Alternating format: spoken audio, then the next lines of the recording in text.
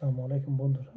তো আজকে কথা বলবো হলো আহ, অনেক ভিসা অথবা অনেক দেশের ইমিগ্রেশন আপনাকে ঢুকতে দেয় না। তার একটাই কারণ, আনপারপাস অফ ট্রাভেল। মানে আপনার উদ্দেশ্য কি, নিয়ত কি। আপনি একটি দেশে যাচ্ছেন, সেটা হতে পারে চায়না, সেটা হতে পারে ভিজিট ভিসা মালয়েশিয়া, সেটা হতে পারে ইউরোপের একটি দেশ। তো আনপারপাস বলতে কি বোঝায়? অনেক কিছুই বোঝায়। প্রথমত হলো আপনার বডি ল্যাঙ্গুয়েজ, দেখলেই বোঝা যায় যে আপনি কাজ করতে আইছেন নাকি ঘুরতে আইছেন, এটা একটা। 2 নাম্বার হলো, আমি মনে করি হাতে আইফোন রাখা ভালো, 12, 13, 14 যেটা পারে ভিজিট বিষয়ে কোনো দেশে গেলে। আর 3 নাম্বার হলো আপনার ডকুমেন্টগুলো অনেক সুন্দরভাবে সাজান না, কে আপনি, কি আপনার পরিচয়, এগুলো সুন্দরভাবে পোলাইটলি কথা বললে অনেক দেশের ইমিগ্রেশন আপনার জন্য সহজ হয়ে যাবে।